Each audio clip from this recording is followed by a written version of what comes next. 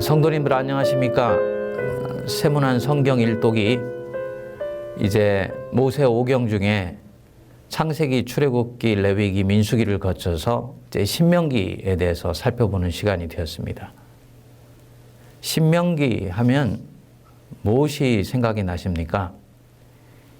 예수님께서 광야에서 마귀에게 시험을 당하실 때 돌덩어리가 떡덩어리가 되게 해라 라는 유혹을 받으셨죠. 그때 예수님이 이 시험을 이기시면서 말씀하셨습니다.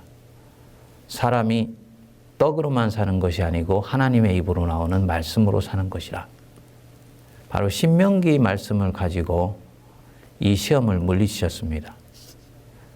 무엇을 말씀드리는 것이냐면 신명기는 그만큼 예수님도 항상 암송하시고 마음속에 새기고 다니실 만큼 중요한 성경이었다는 것입니다. 모세 오경이 다 중요합니다만 그 모세 오경을 하나로 집대성한 책이라고 할 수도 있고요.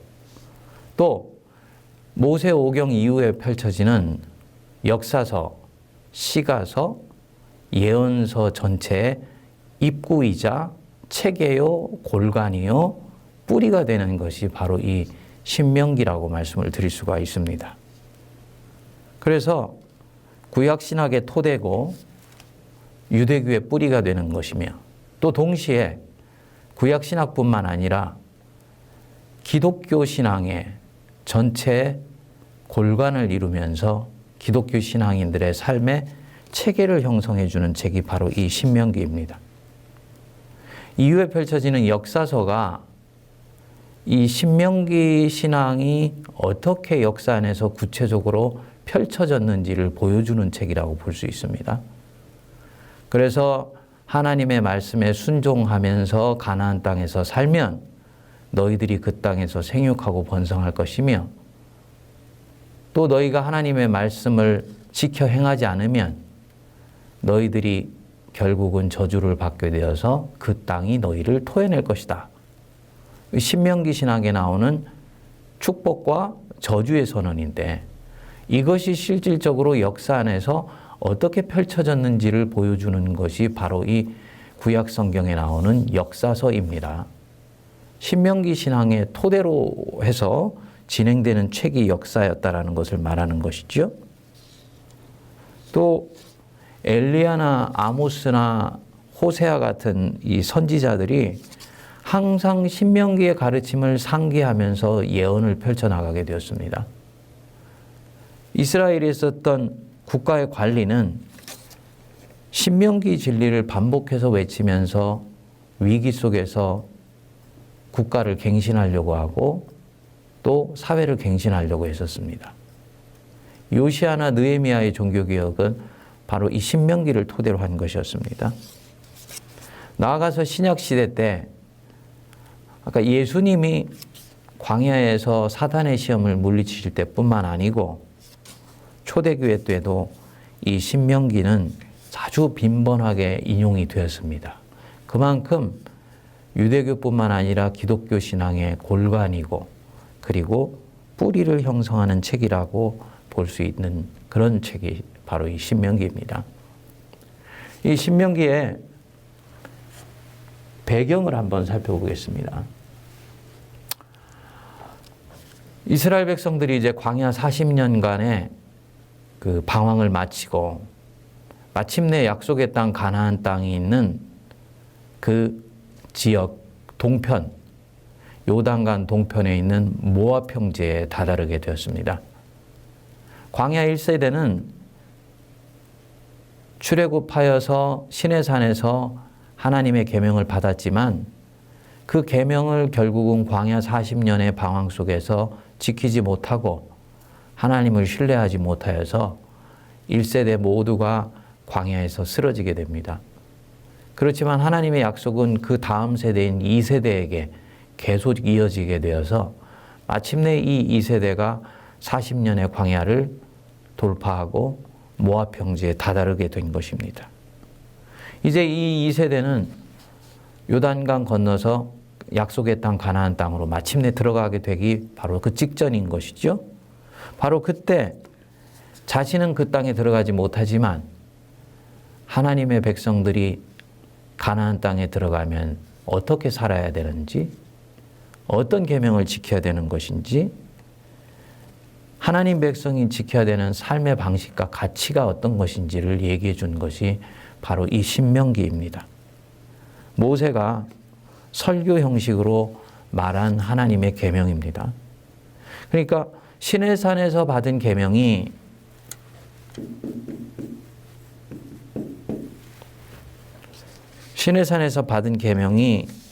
광야 1세대가 하나님께 직접 받은 계명이라면 이 모압 평지에서 받은 이 신명기의 계명은 광야 2세대가 모세의 입을 통해서 하나님께로부터 받은 간접 계시다라고 말씀을 드릴 수 있는 것이죠. 간접 계시라고 해서 중요성이 떨어지는 것은 아닙니다. 모세 속에서 역사하셨던 하나님이 동일한 권위를 가지고 말씀하신 것이기 때문입니다. 책의 제목은 모든 히브리어 책의 제목처럼 첫 글자가 책의 제목이라고 그랬죠. 그래서 알레 하데바림 그랬습니다. 그래서 이것은 말씀들이다 이런 뜻입니다. 신명기 1장 1절에 이는 모세가 요단 저쪽 숲 맞은편에 아라바 광야 곧 바란과 도벨과 라방과 핫세롯과 다사합 사이에서 이스라엘 무리들에게 선포한 말씀들이라. 줄이면요. 이는 선포한 말씀들이라. 이것은 말씀들이다. 바로 이것이 히브리어의 제목입니다. 이 히브리어의 두 번째 제목이 그래서 이 말씀들 다바림이라는 데서 나온 토라 하나님의 율법 계명인데 이 신명기를 가지고 토라라고 얘기를 하기도 했습니다. 그 정도로 대단히 중요한 성경이 바로 이 신명기였었습니다. 그럼 우리가 얘기하는 신명기라는 제목은 어디서 왔냐면요. 헬라어 70인역 위에는 듀트로노미온이라고 나와 있습니다. 듀트로라는 말은 두 번째라는 뜻이지요. 첫 번째가 시내산에서 받은 것, 두 번째가 바로 이 모압 평지에서 받은 것입니다. 그 다음에 노미온 하면은 놈이라는 뜻으로 규범 혹은 계명이라는 뜻이겠지요. 그래서 듀트로노미온 하면은 두 번째로 받은 계명이다. 신명, 다시 계명을 받은 것이다 해서 신명기라는 우리 한글 이름, 영어 이름이 나오게 되었습니다. 책 내용은 아까 중요성에서도 간략하게 말씀드린 바대로입니다. 하나님의 통치 아래서 이루어지는 하나님 백성 공동체 삶의 지침입니다. 창출레민까지 오시게 되면서 이제 신명기에 이르게 되면 하나님이 아브라함을 불러내신 데는 목적이 있다는 것을 우리가 깨달을 수 있는 거지요. 단순히 아브라함과 그의 후손들에게 복을 주시는 것뿐만 아니고 아브라함으로부터 시작되는 이스라엘 민족을 통하여서 이스라엘 민족을 시작으로 하여서 하나님의 통치가 이루어지는 세상, 즉 하나님의 나라를 이 땅에 이루어 가시는 것이 하나님의 구원의 목적이다. 그러면 그 하나님의 통치가 이루어지는 세상, 하나님의 다스림이 이루어지는 그 나라 혹은 공동체에서 살아가는 사람들은 어떤 삶을 살아야 되며 어떤 가치관을 가져야 되며 어떤 인생의 기준과 잣대를 가져야 하는가, 그것을 보여주는 것이 바로 이 하나님 백성 공동체의 삶의 지침인데, 그 삶의 지침이 계명과 규례와 법도를 통해 나타나는 거지요. 그리고 그 계명과 규례와 법도가 집대성되어서 온전히 드러난 책이 바로 이 신명기다. 라고 말씀을 드릴 수 있습니다. 그렇기 때문에 신명기를 일컬어서 하나님의 통치 아래에 쓰러지는 하나님 백성 공동체의 삶의 지침이라고 얘기를 하는 것이고요. 바로 이런 이유 때문에 이 신명기가 모든 이스라엘에 있었던 계명과 규례의 토대가 되고 근간이 될 뿐만 아니고 이 이스라엘 백성들의 유대교의 토대 위에서 세워지게 된 기독교 공동체에 있어서도 동일한 하나님 백성들의 삶의 지침이라고 말씀을 드릴 수가 있는 것입니다. 그래서 장로교의 창시자인 칼뱅은 신명기는 그리스도인의 성화된 삶이 어떻게 펼쳐지는지를 전형적으로 보여주는 책이다 라고 보았습니다. 구약이 이전의 계명이고 이전의 약속이기 때문에 폐기되는 것이 아니고 예수 그리스도를 통하여서 완성되는 것인데 그 약속 하나님의 언약의 집대성되어 있는 책이 바로 이 신명기이고 여기에 그리스도인의 삶의 지침이 잘 녹아 있다라고 본 것입니다. 그러니까 이 신명기는 구약에 있어서의 이스라엘 백성들의 삶의 지침일 뿐만 아니라 기독교 신앙인에게도 중요한 가치관을 던져주는 것입니다. 그래서 신약에 나오는 하나님 백성들의 삶의 지침이 산상수훈이라면 구약에 나오는 하나님 백성 공동체의 삶의 지침이 바로 이 신명기다. 이렇게 말씀을 드릴 수가 있는 책입니다. 이 신명기 안으로 들어가 보면 5장에 10계명이 나옵니다. 그리고 이 10계명은요, 모세가 시내산에서 받았던 계명인데 그 10계명을 광야를 거치고 나서 다시 선포를 하는 것입니다. 선포를 하는 이유는 명료하지요. 지금 이 광야를 지나서 가나안 땅에 들어가는 바로 광야 2세대는 이 10계명을 직접 받지 않은 세대예요. 아버지 어머니를 통해서만 전해 들었습니다. 그래서 모세가 다시 선포할 필요성을 느꼈습니다. 10계명이 신명기 5장에 나오고요.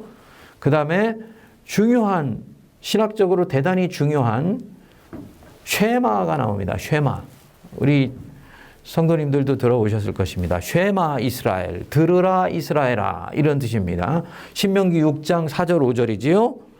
이스라엘아 들으라 우리 하나님 여호와는 오직 유일한 여호와이시니 너는 마음을 다하고 뜻을 다하고 힘을 다하여 주 너의 하나님을 사랑하라. 우리 예수님이 율법과 선지자의 대강령이라고 얘기하시면서 첫 번째로 말씀하신 하나님 사랑 바로 이 신명기에 나옵니다. 그리고 두 번째 것 이웃을 사랑하라 레위기에 나오는 것이지요. 그래서 바로 이 쉐마 들으라 이스라엘아 하나님을 사랑하는 것에 대한 계명이 바로 이 신명기에 나옵니다. 그리고 바로 이 하나님 사랑은 모든 율법과 모든 선지자의 강령의 핵심이다. 골간이다. 스피릿이다. 라고 말씀을 드릴 수 있습니다. 다음으로는 12장부터 26장까지가 10계명을 구체적인 상황에서 체계적으로 적용하여 살아가는 삶. 10계명이 실제적으로 삶의 내용 안으로 들어가면은 어떻게 적용될 수 있는 것인가 라는 것이 나옵니다. 이 신명기가 특별히 출애굽기에 나오는 첫 번째 계명, 첫 번째 언약에 비교해서 중요한 부분인 것이요. 첫 번째 계명을 받을 때는 이스라엘 백성들은 아직 광야 경험을 갖고 있지 못했습니다. 즉 인간 본성 안에 얼마나 끈질기게 하나님을 거부하며 죄악으로 달려가는 본성이 있는지를 자기 자신 안에서 직접 목격하거나 경험하지 못했던 가운데서 받은 계명입니다. 근데 이 신명기로 가면 모세와 이스라엘 백성들이 인간 안에 있는 죄의 권세를 이제 목도하고 그 권세가 어떻게 인간을 파괴시킬 수 있는지를 친히 자기 부모 세대가 쓰러져 가는 것을 통해서 보았습니다. 그렇기 때문에 이 두 번째 계명인 이 신명기 안에는 광야 체험에 대한 신학적 반성이 들어 있습니다. 즉 시험과 역경 속에서 하나님을 향하지 않고 죄악을 향해 달려가는 인간의 본성을 경험을 하고요. 그 인간의 본성을 경험한 토대 위에서 계명이 어떻게 형성되어야 되는지를 바로 이 신명기는 보여준다는 것입니다. 사람이 빵으로만 사는 것이 아니고 하나님의 입으로 나오는 말씀으로 사는 것임을 너희에게 알게 하려고 하나님이 광야에서 만나와 메추라기를 먹이신 것이다. 이것은 광야 체험에 대한 모세의 신학적 성찰이었습니다. 하나님의 당연히 계시였지요. 바로 그러한 광야 체험에 대한 신학적 성찰이 이 신명기 안에 들어가 있습니다. 정리하면 신명기는 하나님 나라에서의 하나님 백성들의 삶의 집대성이다. 하나님 나라의 헌법 체계이다. 이렇게 말씀을 드릴 수가 있습니다. 그래서 이 신명기 안으로 들어가면은 우리가 중요시 여기는 기독교의 소중한 가치관들이 계속해서 나오게 됩니다. 하나님 사랑에 대한 가치관, 세계관뿐만 아니고 안식년에 대해서, 희년법에 대해서 이런 것들이 나오게 됩니다. 자, 마지막으로 책의 구조. 신명기는 크게 4파트로 나눠져 있습니다. 첫 번째에서 세 번째까지 파트가요, 모세의 설교입니다. 모세는 총 3번에 걸쳐서 설교를 하는데요. 첫 번째 설교가 1장에서 4장까지입니다. 여기서는 약속의 땅 경계선에 이르는 여정에 대해서 먼저 얘기를 해요. 그리고 이 중에서 1장부터 3장까지는 여호와와 함께하는 여정에 대해서 얘기를 하고, 그리고 4장에 갔을 때 모세가 설교를 통해서 순종의 부르심을 선포합니다. 그래서 전적인 순종을 권면하는 것이지요. 두 번째 설교가 5장부터 28장까지입니다. 이 5장부터 28장까지에는 중요한 계명들, 5장부터 11장까지, 아까 5장에 뭐가 나온다 그랬습니까? 바로 십계명이 나온다 그랬지요. 그리고 그것에 대한 설명들이 나옵니다. 그리고 삶의 세부 규칙들과 규정들이 12장부터 26장까지 나오게 됩니다. 그리고 27장부터 28장까지 계약 체결 의식과 규정들, 상벌 규정들이 나옵니다. 상벌 규정은 간단합니다. 하나님 말씀에 순종하면 가나안 땅에서 복을 받고 불순종하면 벌을 받는다. 바로 이것을 일컬어서 신명기 신앙이라고 얘기를 합니다. 핵심적인 부분입니다. 그런데 예수님 당시에 가게 됐을 때 이 신명기 신앙의 토대 위에서 세워졌던 유대교가 변질하게 됩니다.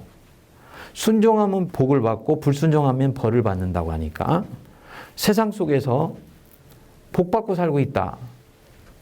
이때 이 복은 사람들이 흔히 생각하는 복이겠지요.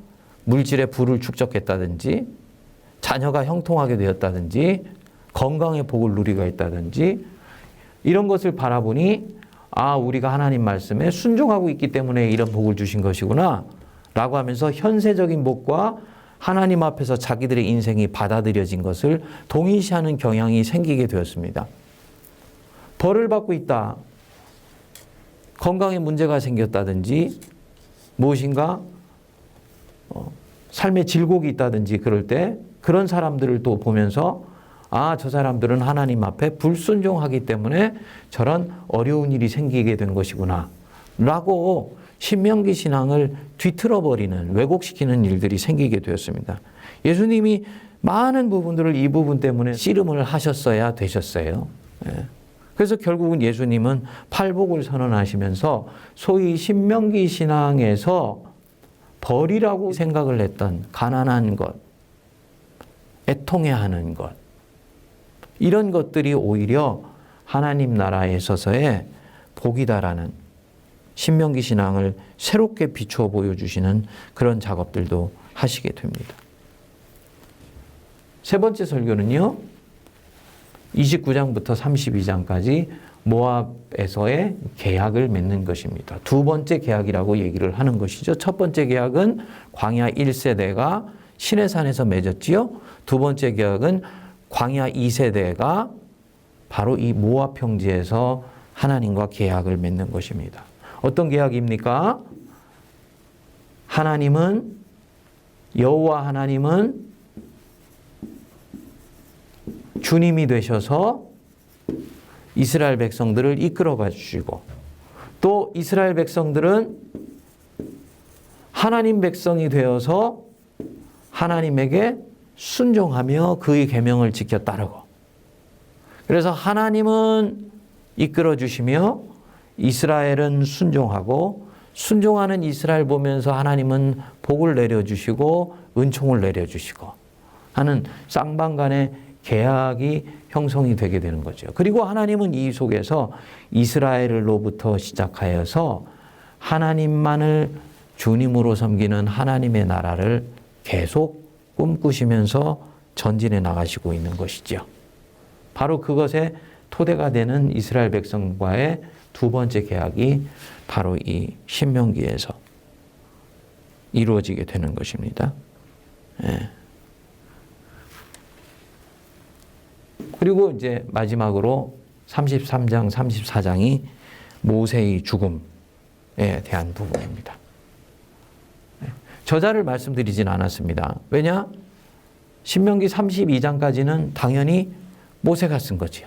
모세의 설교니까. 그런데 33장, 34장은 모세의 죽음을 기록하고 있어요. 그리고 이 앞의 부분은 모세로부터 여호수아에게 리더십이 교체되는 장면이 나오게 됩니다. 그러니까 여호수아에게 리더십이 교체가 되고 모세가 120살의 인생을 마무리하는 바로 그 장면, 이 장면은 모세가 쓰지 않을 가능성이 대단히 높죠. 모세가 하나님으로부터 아직 일어나지 않은 일에 대해서 계시를 받아서 썼다라고 얘기를 할 수도 있습니다만, 실제로는 그거보다는 모세가 죽은 직후에 모세의 후계자인 여호수아나 모세의 제자들이 모세의 죽음에 대해서 간략하게 기술하고 34장으로 마무리했을 가능성이 크죠. 어쨌든 그래서 34장으로 갔을 때 모세의 죽음을 서술하는 것으로 이 신명기는 끝을 맺습니다. 레위기 읽을 때 대단히 힘들어 하셨을 것입니다. 근데 신명기는 같은 계명이지만 이 레위기보다는 훨씬 우리 삶에 실제로 일어나는 구체적인 얘기들을 기록하고 있기 때문에 읽으시면서 마음에 곱씹고 새겨서 하나님 백성의 삶의 바른 지침으로 삼을 수 있는 아주 소중하고도 중요한 책입니다. 우리 성도님들 신명기를 일독하시면서 성령께서 하나님 나라 백성의 헌법, 법률이 어떤 것이며 우리가 어떤 삶의 지침과 가치관을 가지고 살아야 되는지에 대해서 새로운 통찰과 은혜를 받는 복된 시간 되시기를 바랍니다. 감사합니다.